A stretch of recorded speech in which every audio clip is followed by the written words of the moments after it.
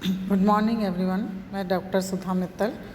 बच्चों, पिछले वीडियो में अपन ने प्रोसेस ऑफ मोटिवेशन अभिप्रेरण की प्रक्रिया का अध्ययन किया।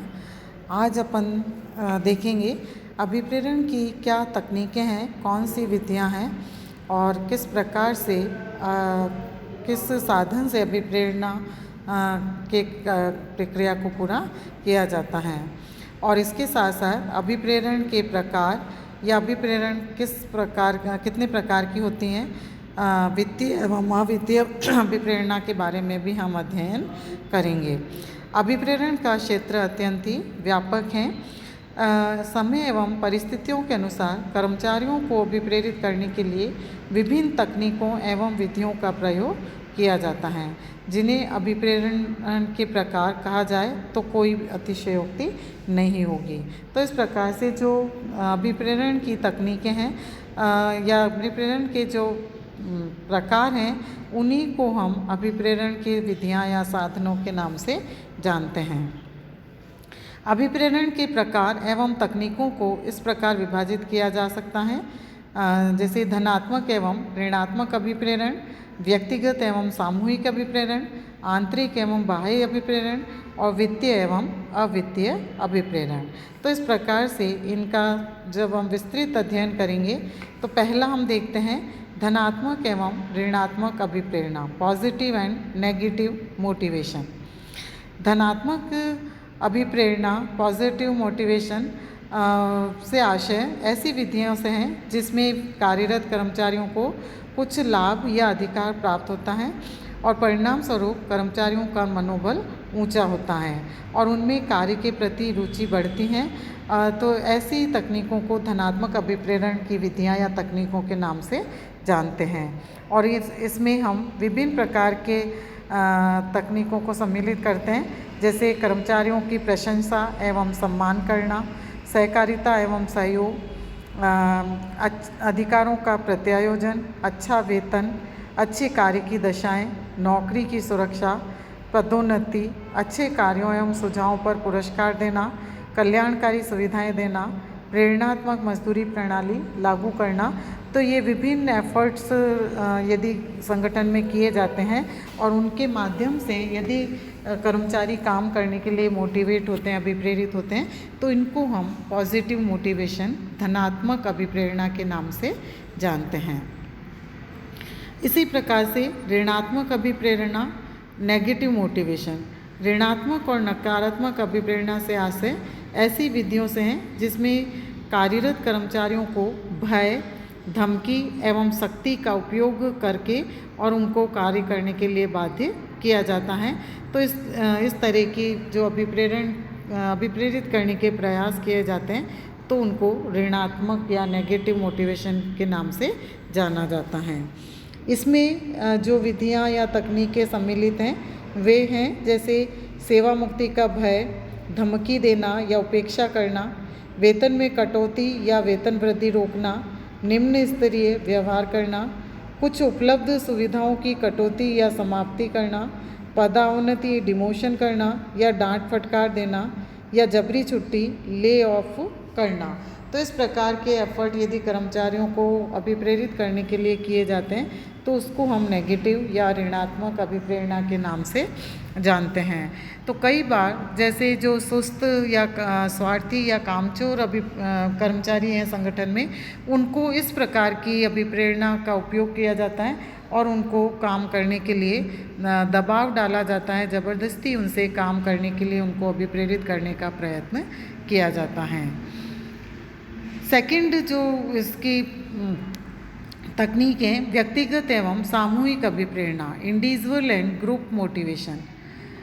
इंडिविजुअल मोटिवेशन में व्यक्ति विशेष ही अभिप्रेरित होता है और वह व्यक्ति निष्ठा एवं कुशलतापूर्वक कार्य करता है और इसके अतिरिक्त उसकी कार्य क्षमता भी बढ़ती है।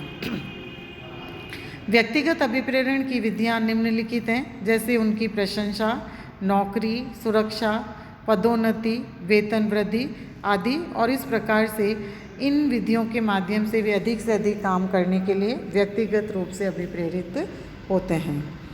सामूहिक अभिप्रेरणा, ग्रुप मोटिवेशन, ये अभिप्रेरण में एक साथ समूह को अधिक काम करने के लिए प्रोत्साहित करता है और सामूहिक भावना से सुधार एवं टीम भावना में वृद्धि होती है।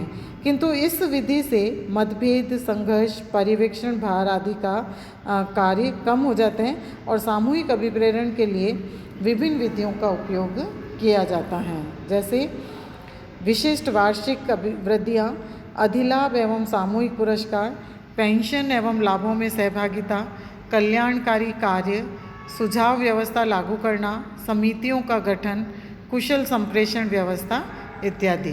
तो ये सामूहिक रूप से कर्मचारियों के साथ अपनाई जाती हैं और उनको मोटिवेट किया जाता है।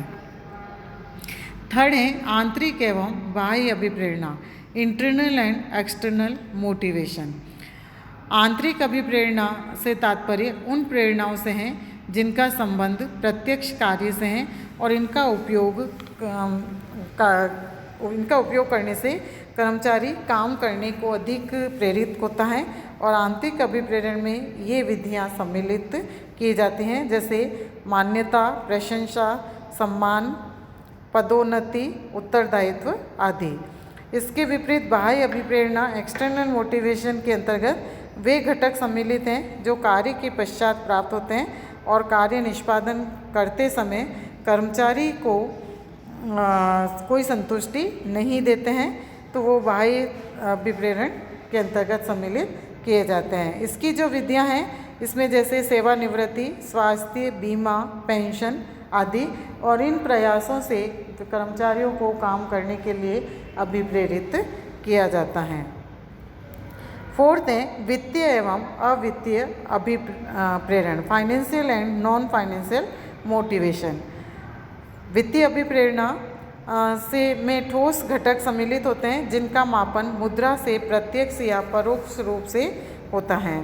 मनुष्य की मौलिक एवं आधारभूत आवश्यकताओं की पूर्ति धन के अभाव में नहीं हो सकती है, इसलिए वित्तीय अभिप्रेरणा एक महत्वपूर्ण साधन है।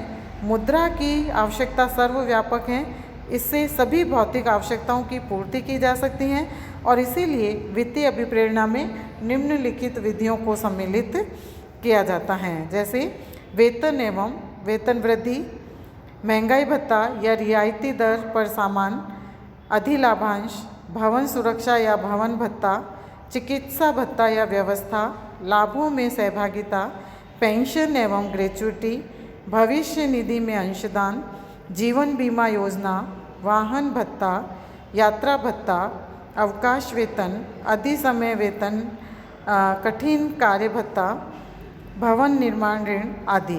तो ये सारी जो सुविधाएं या इस प्रकार की विधियां अपनाई जाती हैं, तो ये सब वित्तीय अभिप्रेरणा, फाइनेंशियल मोटिवेशन के अंतर्गत सम्मिलित की जाती हैं और इनमें से विभिन्न प्रकार की सुविधाएं देकर कर्मचारियों को संगठन के उद्देश्यों में सम्मिलित करते हुए उनको काम को करने के लिए अधिक से अधिक मोटिवेट किया जाता है, अभिप्रेरित किया जाता है।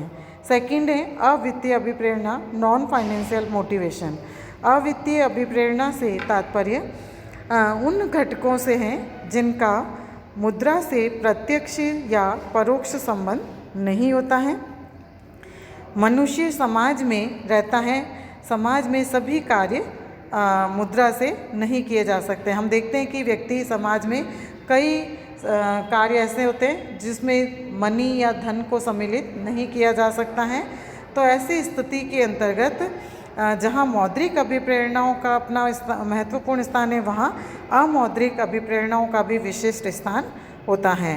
तो उसमें जैसे नौकरी, सुरक्षा, सम्मान, सामाजिक पद या व्यक्ति को रिकॉग्निशन चाहिए, मान्यता, वातावरण, स्वांतः सुखाय आदि ऐसे घटक हैं जो मुद्रा से प्राप्त नहीं हो सकते हैं और एक सामाजिक प्राणी के लिए इसकी प्राप्ति भी अति महत्वपूर्ण होती हैं, क्योंकि व्यक्ति केवल धन प्राप्त करके अपना जीवन यापन करता है, लेकिन सामाजिक प्राणी होने के नाते समाज में भी वो अपनी कई प्रकार की आवश्यकताओं को पूरी करते हुए अपनी संतुष्टि को प्राप्त करता है। तो ऐसी स्थिति में उसे नॉन फाइनेंशियल आवश्यकताओं की भी ज़रूरत होती हैं और इस तरह से उन आवश्यकताओं की पूर्ति करने के लिए उसे जो अभिप्रेरित किया जाता है या मोटिवेट किया जाता है, तो उसको नॉन फाइनेंशियल मोटिवेशन के अंतर्गत सम्मिलित किया जाता है। अवित्तीय अभिप्रेरण में निम्नलिखित विधियां या तकनीकें सम्मिलित हैं। नौकरी की सुरक्षा, सिक्योरिटी ऑफ सर्विस। नौकरी मिलने के बाद हर एक व्यक्ति खुश होता है और यदि उसे यह ज्ञात हो जाए कि उसकी नौकरी अल्पकालीन है तो वह अधिक समय तक जो उसकी खुशी है वो अधिक समय तक नहीं चल सकती हैं और इस प्रकार से नौकरी मिलने के बाद उसकी सुरक्षा भी वो चाहता है, तो इसलिए काम करने के लिए वो अभिप्रेरित होता है और अपने आप को सुरक्षित अनुभव करता है। सेकंड, पद एवं प्रतिष्ठा, स्टेटस। प्रत्येक व्यक्ति आत्मसम्मान चाहता है। धन, पद, भलाई के कार्य से प्रतिष्ठा बढ़ती है। अच्छा धन अच्छे पद से प्राप्त किया जाता है।